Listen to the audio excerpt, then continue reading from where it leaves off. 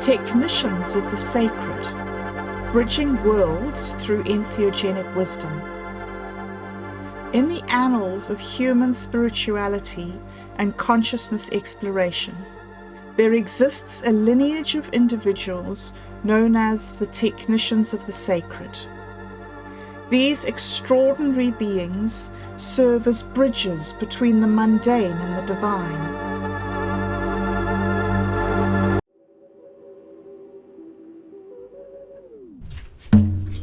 Technicians of the sacred.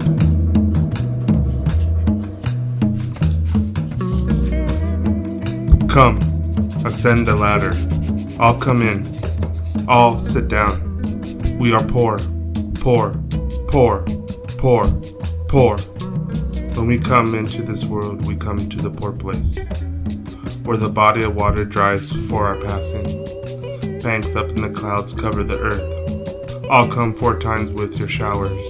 Descend into the basin of the ladder and stand still. Bring your showers and great rains. All come. All come. All ascend. All come in. All sit down. Something happened to me now a half century in the past, that has shaped my ambition for poetry up until the present moment. Not to focus too much on the South, but it is the discovery shared with others around me of a hidden source, a multiple presence of poetry both far and near. I don't remember clearly where or when it started, but once it was underneath my skin, there I go again, our skin, that we could hope to know as poetry drew in whole worlds that haven't previously imagined.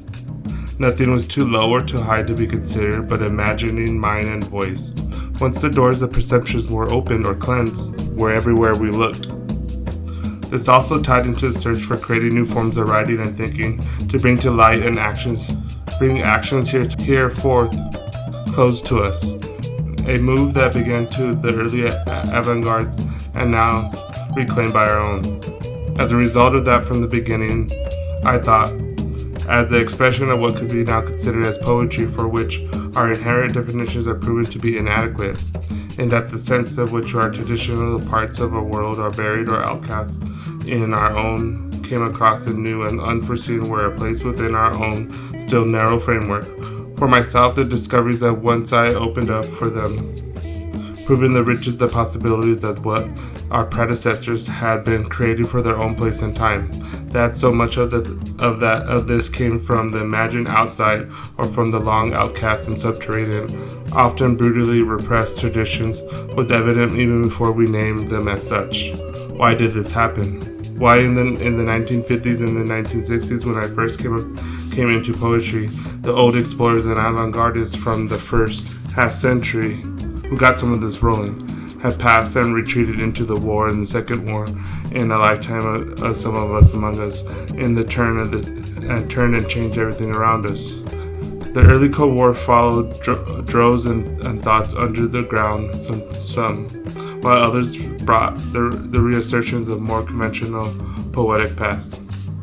In the underground and at the margins then, the resistance was born in which the rigid past was once wiped clean, now allowed to flourish. And with that came a kind of permission to remake the order of things and change it.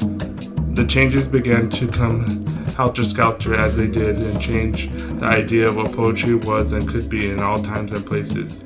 For myself, early though, I turn and reinterpret the poetic past from the point of view of the present. Words I used in the manifesto I wrote in the heady times when many of us were writing manifestos. With this as my impulse, I began to scour areas that have been closed to us as poetry, hidden, outside, and subterranean, to discover what was clearly poetry, but also forms, languages that have never been within the poetry's domain.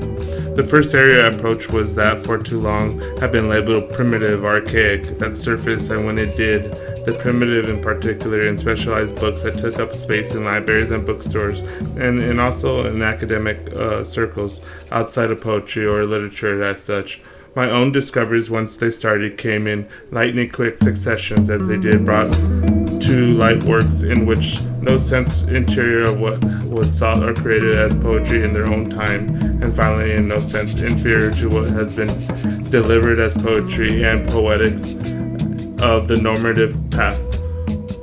Therefore, they provided new rich context for poetry, not as literature per se, but as means, both public and private, for experiencing and comprehending the world by which the visions of individuals, along with the translator into languages with the same time, called the words of the tribe, or as Ezra Pound called the tale of the tribe. Words whose purification saw that the poet's principal's task. That poems in questions were largely oral, free of writing in the narrow sense, made them all the more intriguing and played into the draw we felt in our own work towards the new poetics of performance. That the tribe in this sense was humans in all times and places and other points worth making. This is what I found the anthology nearly unexplored and underdeveloped vehicle. One too in which I given unchecked control during the heady times of the late 1960s, so that I could handle it all in the largest semblance or grand collage of works and images that was to come away as I assembled the technicians of the sacred. The idea of the book which bring through a series of juxtapositions with the free hand that is given to include whatever I thought needed including. I found myself free as well as to create a structure of the book and include extensive sections of commentaries that could point to the original and aboriginal context, to relevance and resemble the poems and near poems, to contemporary works of poetry art, but particularly in new, emerging, experimental, and avant-garde writing. It was that the approach to the works at hand have allowed me to find poetry in the acts of language that are rarely been recognized as such.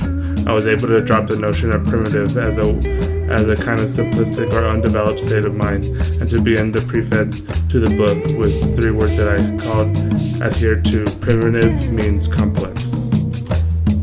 Technicians of the sacred.